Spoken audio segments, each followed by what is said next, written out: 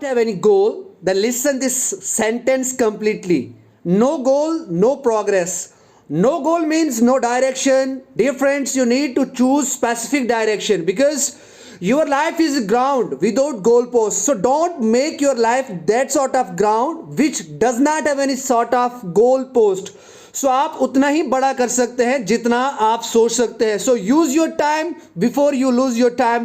Dear friends, आज के इस लेक्चर का बनाने का जो मकसद है वो ये है कि किस तरीके से हम अपने बारे में किसी दूसरे को परिचय दें, किसी दूसरे को बताएं. It means how to interview someone. यानी अगर आप अपने बारे में किसी को एक्सप्रेस करते हैं, बताते हैं आप क्या हैं, करते क्या हैं, आपकी जॉब प्रोफाइल क्या है, या कभी भी आप कंपनी के अंदर इंटरव्यू देते हैं या किसी गवर्नमेंट एग्जाम के अंदर आप इंटरव्यू देते हैं, उस टाइम आप किन बातों का ध्यान रखकर अपने आप को जो इंटरव्यू करवाते हैं, जो अपने आप को आप इंट्रोड्यूस करवाते हैं, तो आज इस वीडियो के अंदर हम वो कवर करने वाले हैं. और उसके बाद ये भी जानेंगे कि कौन कौन सी मेन पॉइंट्स हैं या मेन जो स्पेसिफिक जगहें हैं जिनके ऊपर हमें काम करने की जरूरत है, और अगर इंटरव्यू हमें क्वेश्चन पूछता है उसको किस तरीके से रिस्पॉन्स करना है. डियर फ्रेंड्स, इस वीडियो को बनाने का मतलब यही है, how to crack an interview. जी हां, ये सबसे आजकल का टिपिकल जो पोर्शन है किसी भी एग्जाम का, चाहे वो आप प्राइवेट सेक्टर के अंदर अगर आप जॉब के लिए अप्लाई कर रहे हैं या फिर वो चाहे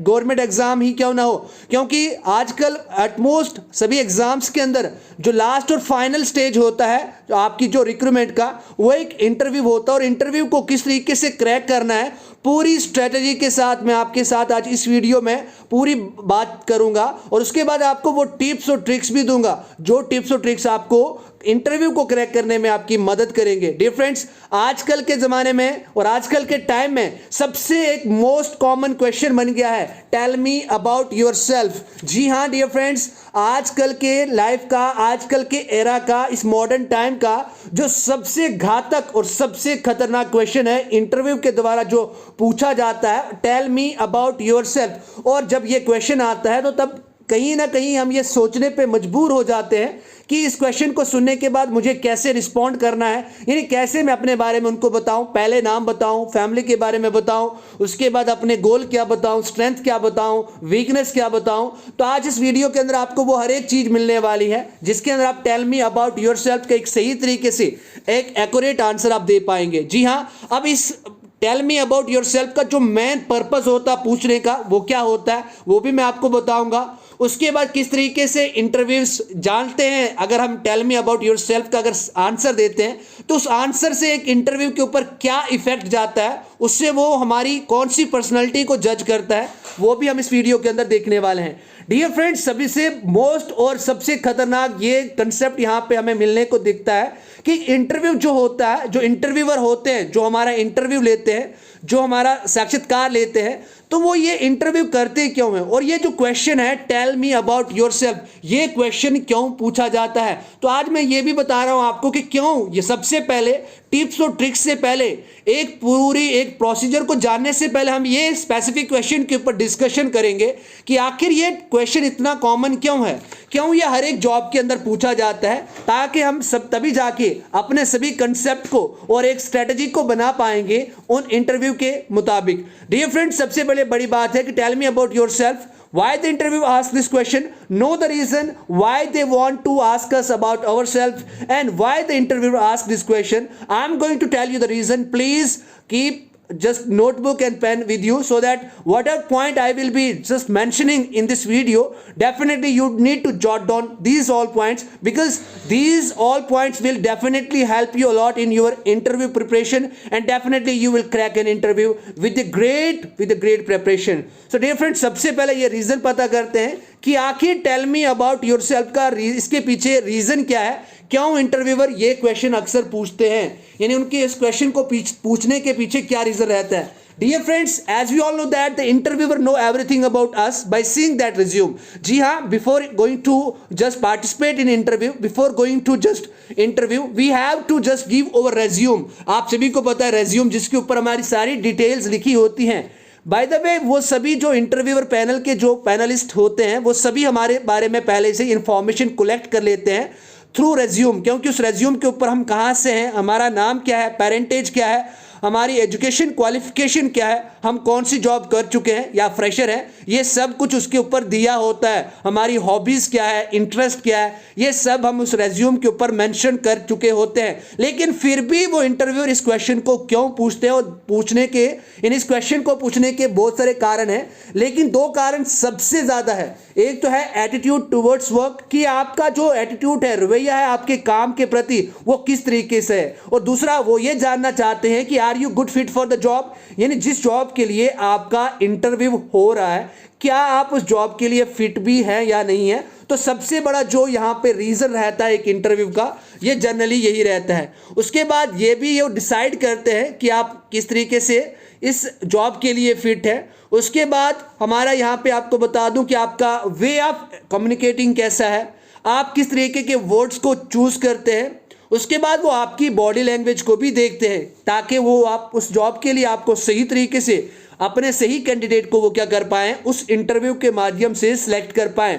सो डियर फ्रेंड्स, अगर आप प्राइवेट सेक्टर के अंदर अपने आप को प्रोफेशन को बनाना चाहते हैं या फिर गवर्नमेंट सेक्टर के अंदर, डियर फ्रेंड्स स्पेशली मैं आपके लिए यही कहना चाहूँगा कि किसी फील्ड में जाएं, आप गवर्नमेंट फील्ड जाएं या प्राइवेट फील्ड के अंदर जाएं, तो ये क्वेश्चन आपके लिए कॉमन हो जाता है। और अगर फिर भी अगर आप इस तरीके से नहीं सोचते हैं कि ये क्वेश्चन आपके लिए कॉमन नहीं है, डियर फ्रेंड्स अगर आप अभी 12th तक है, तो 12th के बाद जब आप कॉलेज के अंदर जाएंगे, तो जिस दिन आपकी फर्स्ट क्लास होगी उसी दिन आपसे ये क्वेश्चन पूछा जाता है कि टेल मी अबाउट योरसेल्फ। तब आपको अपने बारे में इंट्रोड्यूस करवाना होता है, और इस वीडियो के अंदर यही मैं आपको बता रहा हूं। और definitely it's gonna help you lot, and definitely it will give you the different strategy so that you can easily crack an interview. Dear friends, अब बात करते हैं कि हमें किस तरीके से इस क्वेश्चन का आंसर देना है और कौन कौन सी बातों का हमें ख्याल रखना है। डियर फ्रेंड्स, सबसे पहले मैं आपको यहाँ पे एक चीज़ के ऊपर ज़्यादा घुमाऊंगा, वो है स्वॉट। अब देखो यहाँ पे मैंने इसके अंदर कोई लिखा नहीं है, लेकिन आप इसके अंदर एक बार लिख लें। यहाँ पे स्वॉट का मतलब बहुत ही ज़्यादा इंपॉर्टेंट है। अब यहाँ पे जो स्वॉट होता है वो क्या होता है, देखो यहाँ पे स्वॉट का मतलब ये है कि हम क्या करते हैं हमेशा, स्ट्रेंथ, वीकनेस, अपॉर्चुनिटी और थ्रेट्स, यानी जब भी आप कभी किसी इंटरव्यू के लिए प्रिपरेशन कर रहे हैं तो आप स्वॉट्स टर्म के ऊपर ज़्यादा क्या रखें, फोकस रखें। एस फॉर होता है स्ट्रेंथ, अपनी स्ट्रेंथ के ऊपर अच्छा काम करें, किस तरीके से आपको अपनी स्ट्रेंथ बनानी है और उनको बतानी है, उसके ऊपर ज़्यादा फोकस करें। उसके बाद अब वीकनेस, अब वीकनेस किस तरीके से बतानी है आपको, वो इस वीडियो के अंदर अच्छे तरीके से मैंने एग्जांपल से आपके लिए लाया है सेट करके। उसके बाद अपॉर्चुनिटी, यानी कैसी आप अपॉर्चुनिटी को देखना चाहते हैं, किस तरीके के मुकाम तक, किस तरीके की पोजीशन पे आप जाना चाहते हैं, तो वो भी आप इसके अंदर ज़्यादा सही तरीके से प्रिपेयर करके जाए इंटरव्यू से पहले। उसके बाद थ्रेट्स, और आपको क्या चैलेंजेस आने वाले हैं, उन चैलेंजेस या क्या आपने देखे अपनी लाइफ के अंदर चैलेंजेस, उनके लिए भी आप तैयार हैं। तो अब देखते हैं कि किस तरीके से हमें इस क्वेश्चन का टेल मी अबाउट योरसेल्फ का आंसर देना है। डियर फ्रेंड्स, सबसे पहले हमें कुछ इसके अंदर जो स्टेप्स हैं उनको ज़रूर फॉलो करना है, बिकॉज एक स्ट्रेटजी से, उन स्टेप के हिसाब से अगर हम चलेंगे, डेफिनेटली हमारा एक पॉजिटिव इंप्रेशन इंटरव्यू के ऊपर जाएगा और डेफिनेटली वो हमें हायर करेगा, क्योंकि तभी हम उसके आइज में आ सकते हैं। सेलिंग प्राइस तभी हमारी बढ़ सकती है जब हम अपने कम्युनिकेशन को सही तरीके से स्ट्रॉन्ग करते हैं। और डियर फ्रेंड्स, आज के ज़माने में जो इंग्लिश लोग सीखते हैं कोचिंग सेंटर जाके या किसी ऐप के द्वारा या फिर ऑनलाइन क्लासेस को ज्वाइन करने के बाद जो इंग्लिश सीखते हैं, इंग्लिश सीखने का जो सबसे बड़ा जो मेन फंडा है, इसी क्वेश्चन को सही तरीके से आंसर करने के लिए हम इतने कोचिंग सेंटर के दरवाजे खटखटाते हैं। तो आज इस वीडियो में आपको मैं स्टेप्स भी बता रहा हूँ, मैंने रीज़न भी बताया। अब हम देखते हैं कि कौन से स्टेप जो इस क्वेश्चन के लिए फॉलो करने चाहिए, यानी टेल मी अबाउट योरसेल्फ के ऐसे स्टेप्स जिनको हमें ज़रूर फॉलो करना है। सबसे पहले जब भी आप अगर इस तरीके से क्वेश्चन पूछा जाता है तो इन स्टेप्स को याद रखें। सबसे पहले ग्रीटिंग्स, उसके बाद थैंक्स, फिर अपना नाम बताना, अपनी क्वालिफिकेशन बतानी है और अपने आपके जॉब के बारे में बतानी है। अगर आप उससे पहले कोई जॉब कर रहे हैं, अगर आप फ्रेशर हैं, तो आपको ये वाला पोर्शन, ये वाला पॉइंट काट देना है। उसके बाद आपकी स्ट्रेंथ क्या है, गोल क्या है, वीकनेस क्या है, हॉबीज़ क्या है, आपकी अचीवमेंट्स क्या है। यानी जब भी आप अगर कॉलेज के टाइम थे तो आपने अपने कॉलेज के टाइम यानी 4 साल 3 साल के अंदर कौन कौन से अचीवमेंट्स लिए हैं, उसके बाद आपको एंडिंग करनी होती है। अब मैं आपको हर एक स्टेप्स के एक प्रैक्टिकल वे में बताने जा रहा हूं कि किस तरीके से आपको हर एक स्टेप को सही तरीके से रिस्पॉन्ड करना है और एक्सप्रेस करना है, ताकि आपकी पर्सनैलिटी एक सही एक प्रोफेशन आपका दिख पाए, आपकी पर्सनैलिटी अच्छी दिख पाए। डियर फ्रेंड्स, सबसे पहले हम ये बात करते हैं। उसके बाद देखो यहाँ पे मैंने आपको फैमिली बैकग्राउंड के बारे नहीं बताया था। अब आपने कहा होगा कि सर इंटरव्यू के अंदर हमने सुना कि फैमिली बैकग्राउंड का भी एक टॉपिक होता है, एक पॉइंट होता है जिसको देखो यहाँ पे फैमिली बैकग्राउंड के बारे में जब भी आपको कोई इंटरव्यूअर पूछे टेल मी अबाउट योरसेल्फ,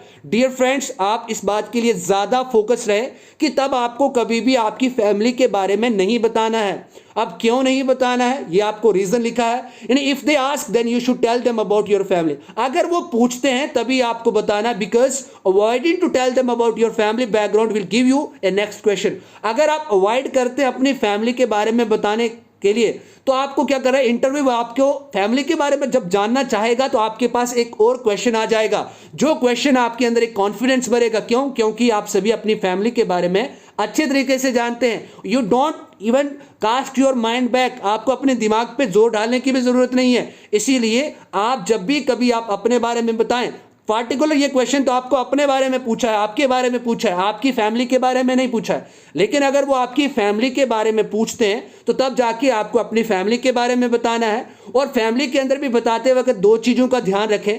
एक तो आप अपने मम्मी पापा का नाम नहीं बताएं, उनका प्रोफेशन आप बताएं ज़रूर। उसके बाद वीकनेस भी मैंने यहाँ पे नहीं मेंशन करी थी और मैंने बताया था कि वीकनेस, अब देखो जनरली आज के टाइम में वीकनेस के ऊपर ज़्यादा कोई फोकस नहीं करता, लेकिन अगर कोई पूछे कि आप तो इतने परफेक्ट नहीं हो सकते लेकिन आप फिर भी बताओ व्हाट इज़ योर वीकनेस। और अगर आप जब वीकनेस कहते हैं तो ऐसा मत कहना कि आई गेट एंग्री अलॉट या I am stressed, I am impatient. Impatient का मतलब होता बेताब। इन्हें ऐसी भी कोई आपको वीकनेस नहीं बतानी है। जैसे आप वीकनेस कौन सी बताएंगे वो आगे मैंने प्रैक्टिकल एग्जांपल के साथ हर एक पॉइंट्स के साथ लिखा है। Always show the weaknesses on which you are working. इन ऐसी वीकनेस, ऐसी कमजोरी आपको बतानी है जिसके ऊपर आप काम भी कर रहे हैं। उनको ये अश्योरेंस देना है, आश्वासन देना है कि आपकी जो वीकनेस है आप उसके ऊपर अच्छे तरीके से वर्क कर रहे हैं, अच्छे तरीके से काम कर रहे हैं। डियर फ्रेंड्स, अब एक स्टेप को देखेंगे, अच्छे तरीके से विजुलाइज करेंगे।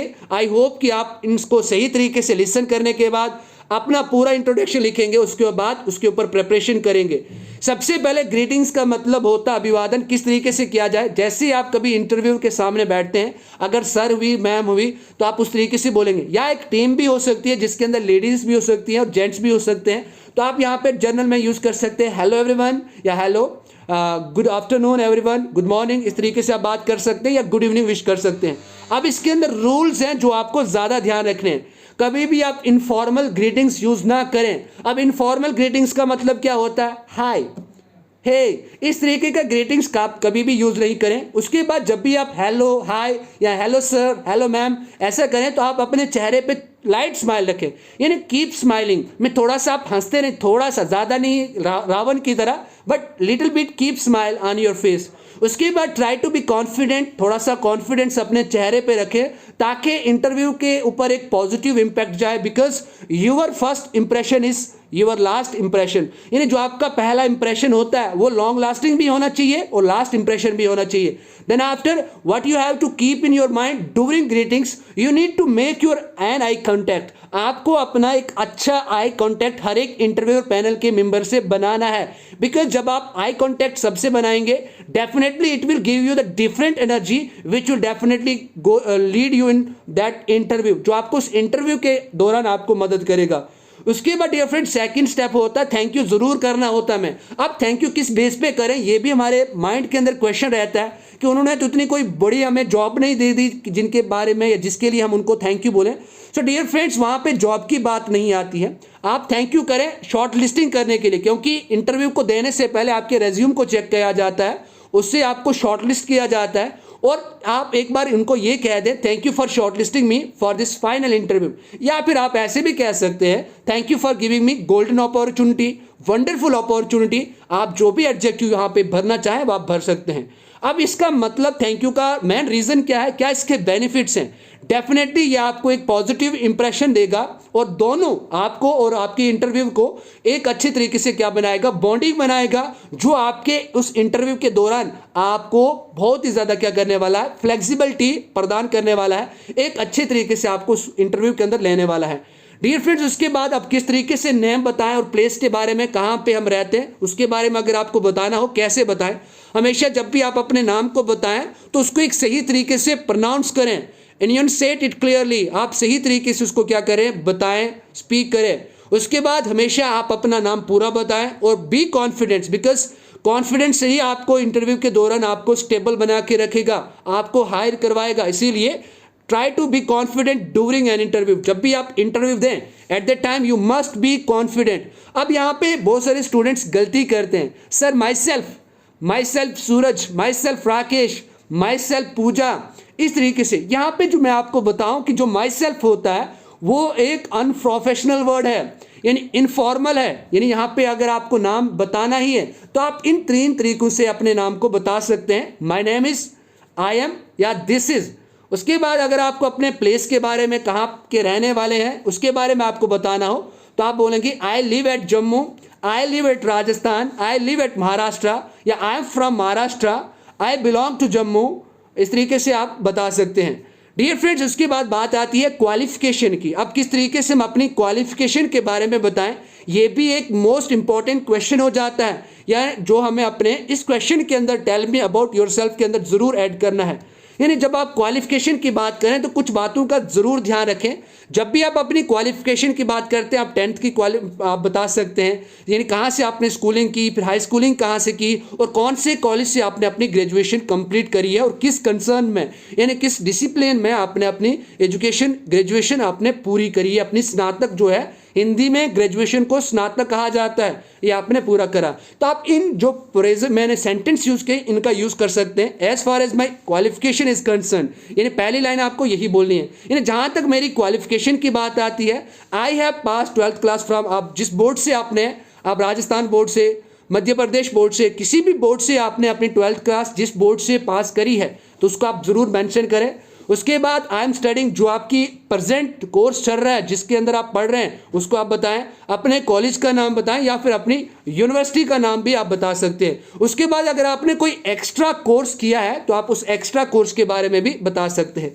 अब आपके माइंड में यहाँ पे एक और क्वेश्चन आ जाता है, सर जब हम अपनी क्वालिफिकेशन के बारे में बात करते हैं, sir do we need to tell them about our marks, जो परसेंटेज है, जो मार्क्स है उसके बारे में हमें बताना है। If you want to tell them about your percentage so you can give them an overview, आप उनको एक ओवरव्यू दे सकते हैं, जनरली आप बता सकते हैं, इसमें कोई भी ज़्यादा रोकथाम नहीं होती है। उसके बाद डियर फ्रेंड्स बात करते हैं अबाउट योर ओल्ड जॉब। अगर आपको किसी पिछली कंपनी में जॉब थी पहले, या इससे पहले उस कंपनी में इंटरव्यू देने से पहले अगर आप किसी कंपनी में जॉब करते थे तो उसके बारे में आपको ज़रूर बताना है। और आपको ये जो स्टेप्स मैं आपको बता रहा हूँ, इन स्टेप्स को निगलेक्ट नहीं करना है। आपको सबसे पहले उस कंपनी की नाम बताना है, फिर पोजीशन बतानी है कि आप कौन सी पोजीशन पे काम कर रहे थे, कितने सालों का आपके पास अनुभव है, और कौन कौन से आपको अवार्ड मिले, और आपकी जिम्मेदारी क्या थी, कौन सी ऐसी जिम्मेदारियां थी जो आपको उस कंपनी में आपको दी गई थी, तो उसके बारे में आप ज़रूर बताएं। और अगर आप फ्रेशर हैं तो आप इस वाले पोर्शन को, पॉइंट को निगलेक्ट कर सकते हैं। उसके बाद आप स्ट्रेंथ का मतलब होता है आपकी ताकत क्या है। और मैं आपको यही बता रहा हूँ, अगर आप किसी भी इंटरव्यू के सामने या किसी को जब अपने बारे में बता रहे हैं, आप स्ट्रेंथ्स मैक्सिमम 2 स्ट्रेंथ्स बताएं, और जो स्ट्रेंथ बताएं वो रियल होनी चाहिए। जैसे आप इन ऐसे वर्ड्स का यूज़ कर सकते हो, punctuality, enthusiastic, versatility, determined, good learner या टीम लीडर, और या कुछ और अच्छे सेंटेंस भी आप इसकी जगह पे यूज़ कर सकते हैं। बट आपको इसके साथ प्रूव भी करना होगा कि आपने ऐसा क्या किया जो आपकी पंक्चुअलिटी को डिटरमाइन करता है, या वर्सटिलिटी को बताता है, या टीम लीडर को बताता है। तो be ready with 2 and 3 reasons. आप इन रीजंस के साथ स्ट्रेंथ के ऊपर भी आप अच्छे तरीके से काम करें। उसके बाद वीकनेस यहाँ पे आ जाती है। देखो यहाँ पे आप हर किसी की वीकनेस होती है, because it's the tendency of human beings. अगर आपको वीकनेस आपको बतानी है, थोड़ा लिमिट में बताएं। मैंने आपको पहले ही कहा कि आपको एंगर, शॉर्ट टेम्पर या इम्पेशेंट लाइक ऐसे सेंटेंस का यूज़ या ऐसे वर्ड्स का यूज़ ही नहीं करना है आपको। आप कैसे बताएं? आप ऐसे बता सकते हैं, sir I am not good in English communication but recently I have joined one institution and definitely I am working on it and I will improve my skills. यानी उनको ये आश्वासन देना है कि आपके अंदर जो भी कमी है आप उसके ऊपर जी जान लगाकर काम कर रहे हैं और डेफिनेटली आप ओवरकम कर सकते हैं उससे।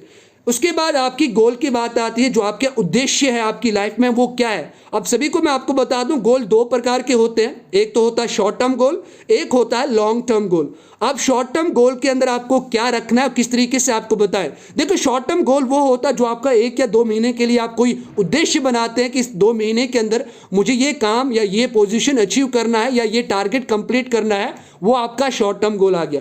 तो आप ऐसे कह सकते हो, my short term goal is to get a good job in required company where I can utilize my skills and improve my career path.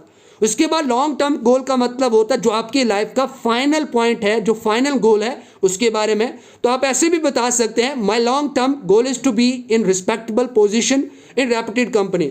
आप देखो यहाँ पे एक बात और याद रखें, अगर आप सपोज करो आप किसी सिविल इंजीनियरिंग कंपनी में इंटरव्यू देने जा रहे हैं और आप वहाँ पे बता रहे हैं I want to become an IAS officer, तो ये यहाँ पे कहीं भी सूट नहीं करता। तो इंटरव्यू यही सोचेगा कि ये 2 रास्ते पे चल रहा है, इसका मतलब ये मेरी कंपनी को कोई भी बेनिफिट नहीं देगा, क्योंकि कुछ टाइम बाद इसने तो मेरी कंपनी ऐसे भी लीव कर देनी है, लेफ्ट कर देनी है, इसीलिए मैं इसको हायर नहीं करता हूँ। तो प्लीज़ आप पहले आप कंपनी की रिक्वायरमेंट्स को क्या करें, फुलफिल करें।